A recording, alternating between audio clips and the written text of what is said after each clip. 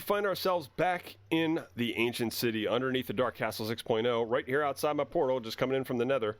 And we look out, and right over there to my right, just there, are the two structures we saw in the last episode that I said we need to continue to make whole again, make look what they should be, kind of do a little reconstruction. So I think we're going to start with the easier one right now, which is the pillar, the tower that I built several in the entrance way to this whole ancient city. And we're going to start that right now by clearing out the skulk for each area. Now, I would normally, in the past, this one's pretty well put together, so there's really not missing except for the top. Just a lot of skulk needs to be replaced. It's looking like pretty well straightforward. Not going to do a time lapse. I think we're going to do some live action building. This is completely amazing here on the channel, and as I say that, I don't have the right tools, so we'll be right back with the right tools.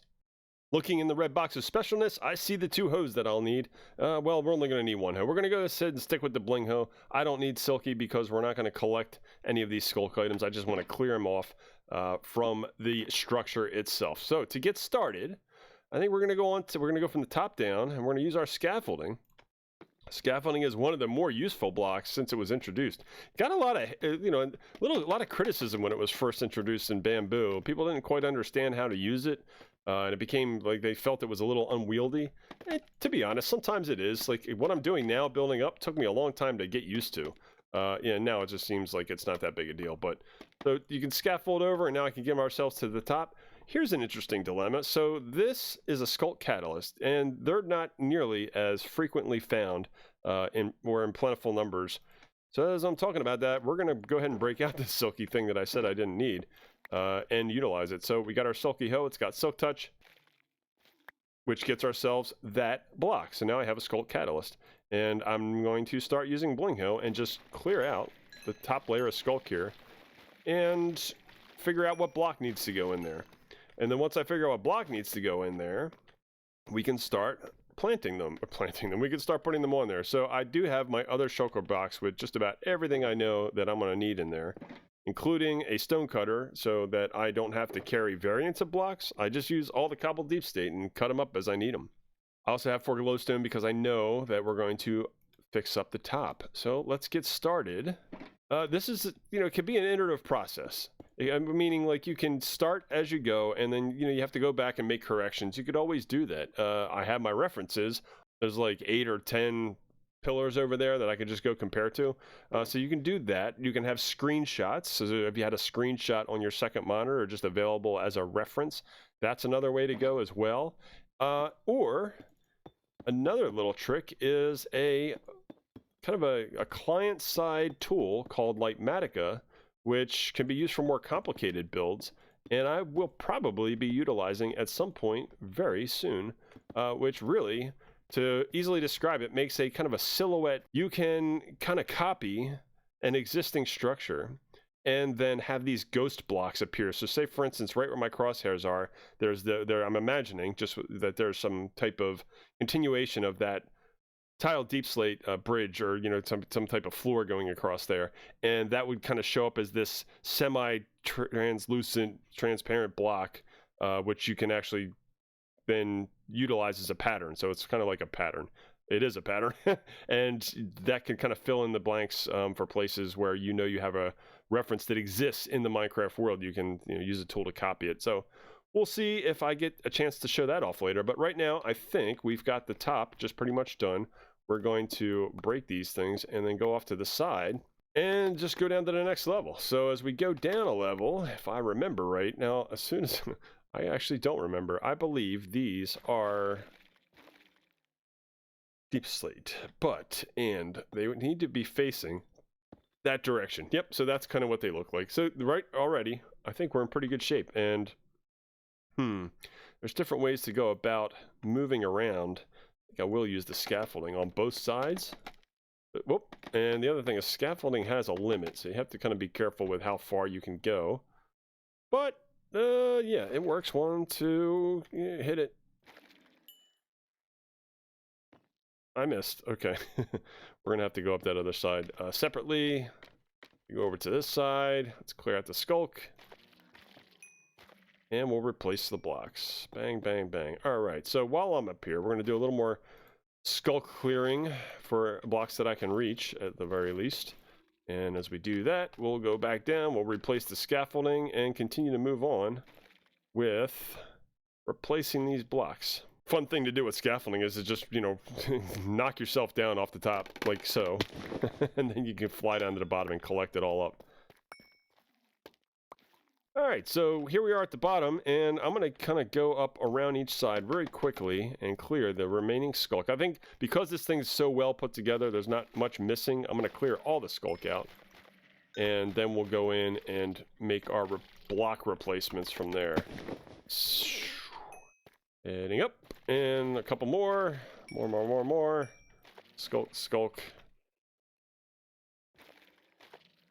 Alright, so at this point what I've done is I have cleared all of the sculk from the structure with the a little exception of these two pieces there. Can I reach them? We're going to get up there. Yep. Boop. Got them. Okay, so now that we have that all done, really it's just a matter of getting enough blocks of each kind that I need to fill in these blanks. So we're going to do that. I got my shulker box with all of the deep slate in it, and I have a stone cutter, which a helpful tip is, you know, instead of having different variants that I need, I know that they're all some cut of the cobbled deep slate and the regular deep slate itself. So I just have them in my hotbar, and then if I need to, I just, you know, come over here and I cut some up. So like right away, I know I'm going to need a little bit of the tiles, and we're going to need some of the chiseled, and we're going to need some more of this because I didn't take enough. What else? Let's take a look back here. Tiles, chiseled. Oh, the full block. So we're going to need some of these guys. We're going to take half of those, and we're going to do this. Polished deep slate. Okay, so let's start off now going up on this side, as there's several holes right here, and figure out what we need. So you go up to scaffolding, and we go here. Okay, so what I know is these two in the middle, the chisel, it follows this pattern. You have two, and then there's two on the ends, and in between all of them are these tiles. So I go into the tiles and I say there's one there, and there's one there, and there's one there. In this middle part is the polished deep slate, so I just fill that in right in the middle. No problem there. And if I can reach it, let's just get a little further over on the scaffolding. If you can reach it, you pop it, just pop it. Pop it right there. I guess one of the more annoying things is sometimes you can't reach, like you think you're reaching and then you fall off, you know, and depending on where you are when you fall off, it could be a bad day for you.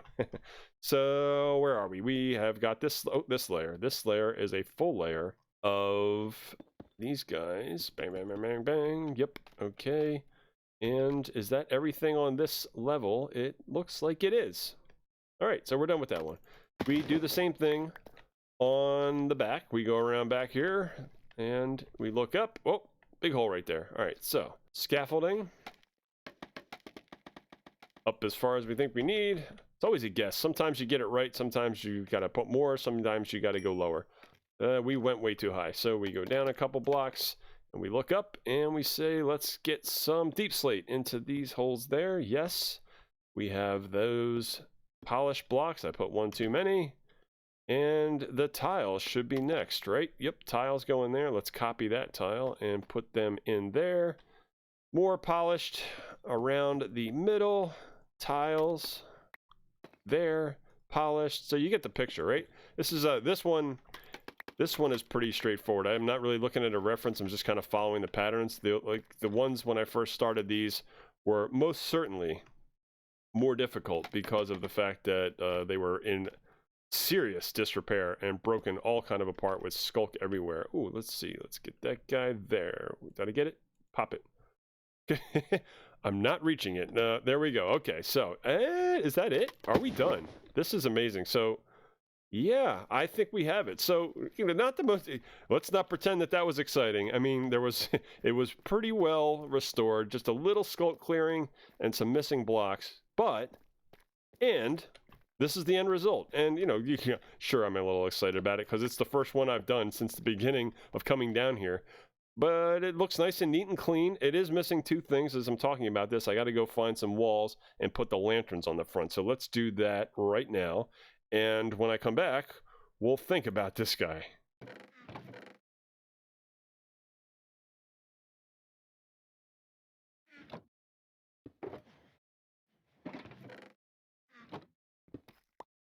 All right, and to finish off the last little detail, we have, if we can find them, all right, I need the stone cutter and 2 of these guys, and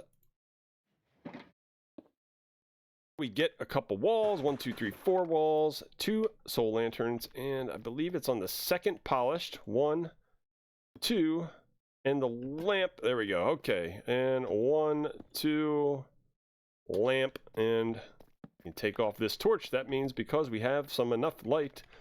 What were those words? That was really something. But anyway, we're gonna leave that in because that was really fun. So this is it.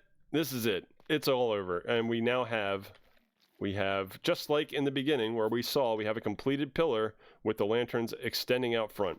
So that's kind of the process, at least for an easier structure like the pillar. But for now, I think I want to show off real quick just another thing that I've started to put down here. So again, like, this is kind of overwhelming. There's a large area. I mean, it's certainly a large area. And right here, I've built into the end of one of these halls a machine. So to briefly describe the machine, it's a cool vine. It fits the color that I'm going for so far in this restoration. And it is the twisting vines that are found in the nether, as well as the native wood, as opposed to the strip wood that I was using over in the main hallway, to kind of surround it. So it kind of shows what's happening here. I mean, this is, you know, the type of nether wood that has these vines of the same color. So I'll quickly explain how this machine works. And what you do is you push this lever, which sends a redstone signal. The redstone signal follows the path right back here and up into a piston, sticky piston to be precise. The sticky piston will push this observer with that face into this face. Those 2 faces would smush and potentially smooch, and a signal will come out the end of this one, which will then activate the dispenser which bone meal will get shot out. And then when the bone meal gets shot out, to go over here, at the same time, there is a piston above that bone meal dispenser, and that piston will start firing like crazy, because when you have 2 observers next to each other, they just keep firing over and over and over again. You can tell the sparks, it's magic when there's like their faces are compressed like that.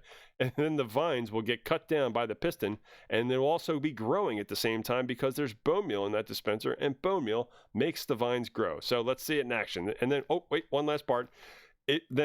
Even though that's a full block underneath that the vines are growing out of, a hopper minecart can pull items directly through even a full block, and then that will go through this hopper, and the hopper then collects here in this chest. Here we go, in action. We turn it on. Look at it go. Bang, bang, bang, bang, bang, bang. So like it just starts firing away and collecting it. It grows randomly, so like sometimes it's shorter, sometimes it's higher. But that's just happening so fast. We're gonna quickly collect more than we'll ever need. And then even once these items are placed, when these vines are placed wherever I want to put, look at this, they're flying out all over the place. When they're placed somewhere in the environment, you can actually grow them once they're placed with bone meal, or stack them on top of each other manually. So that was just a quick demonstration. Let's see, are they still filtering in? They're still filtering in. We have plenty. I think they're getting shot out the top or shot out the side. I'm gonna have to figure that out. That's a miss on my part. I'm not the best redstone person in the world, but I am learning. So the more I learn, the more dangerous I'll get down here. I do plan to make another one of these. So that's just a short overview. Spoiler alert, that means that the reason I'm doing this, you know, everything needs a purpose, is because I plan on doing something like this. We plan on, this isn't going to stay here. Well, maybe, I don't know. Should that stay here? You know, both sides? Are we live designing now? Who knows? I'll leave them like that for the time being. I can always just quickly cut them down. But that's the idea. So I want to start using this to help bring that color and that element as somewhere, like whether they're in the hallways or in different parts of these structures. We'll figure out the right spot for them.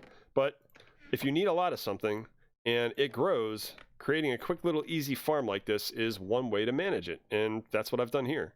And then like we mentioned, there's a red variant to this too that actually grows from the top down. The farm operates the similar way, except it's upside down, and the piston and the bone meal dispenser would be up top because they grow from the top down, and we would just get them knocked off and still collect them at the bottom. So probably do that on the other side for symmetry purposes, somewhere over there, who knows. It might be worth taking a quick moment to address the elephant in the room here, or at least down here in the deep dark. This is right through the entrance. My right up this area is the Deep Dark Castle 6.0. I fly down here and I land. We have plenty of blocks that have been cleared out, storage for the cobble deep slate for the most part, so I can quickly come over here and grab some. and then go off to do my building. So this guy, if you don't recognize it as a Minecraft player, is a pretty straightforward and simple villager breeder. So we'll get to that when I need to wrangle the villagers. Again, wrangling villagers is one of the most painful things, very painful things that you can do in Minecraft, especially if you're trying to get them. I mean, on the overworld or at surface level is one thing, but trying to bring, you know, those crazy characters down here and get them into a spot that you want them, not always the easiest thing. So we'll tackle that maybe next time. But what I need to do eventually, as I plan to populate this place with some villagers to give a little life down here, is you got to get 2 of them down in here. And by having 2 of them in here, there's 4 beds. And the way the mechanics work is if you feed them enough food, and I just use carrots or potatoes, they'll trade the carrots and potatoes back and forth, and they'll get so happy with each other that they have a baby. That's just the way it goes. That's the Minecraft mechanic, and it's equivalent to how many extra beds there are. So if I do my maths right, I know at least 2 of them, if you give them enough food, will come out at a time. And because that little fence right there is stuck, they'll be standing on it. The small guys fall through, they get trapped down here, and they grow up, and they just stand on this little pad until you call for them, really. And here's how you call for them. I got this cool little mechanic. Is there a minecart in there? There's not. If there was a minecart in there, you just flick the lever, it activates the redstone, minecart gets dispensed, and they'll actually flow out this side, pick one of those guys up, and they can actually move through glass. It's one of the non-realistic mechanics of Minecraft, but that's okay. You just have to suspend disbelief and let them move through glass, and then it kind of comes out, and you can direct them on their way to where you want them. So once they're here, that's the easy part. You can direct them pretty straightforward to where they want to go. It's getting the villagers in this thing that's the hard part, and I'm not looking forward to it, so we're going to put it off. We're going to procrastinate. Not exactly procrastinate, because I'm nowhere near to needing them yet, but when we get closer to the point where we're going to start spreading them out in here and giving them jobs to do, or maybe little pathways to walk around, I don't know, maybe even a minecart ride. We'll figure that out when we get to the detailed construction phase of the reconstruction project. But who knows? You know, I always think of these things as I go, but what I do know is when you know you're going to need something, you go ahead and build the infrastructure. So much like that farm, having this breeder is a necessity that I know I'm going to need. It's already here, and I can just, like I said, deal with getting the villagers down there, which is not looking forward to. This is Editing Classer, and I've popped in to bring this episode to a close. I had a review of my creeper gunpowder farm included in a nifty time-lapse of me adding a new layer atop it to increase its production. Alas, with the length of this video and so much dedicated to the ancient city, I felt it best to save the creeper farm until next time. Until then, I would like to thank all the shrubs who may have stopped by and all the viewers who've watched. I'm really enjoying using one of my favorite games to learn more about recording video and audio, editing and production, and sharing my experiences on YouTube. I'm just getting started, and I have a lot of ideas to ramp things up around here. Goodbye, until next time.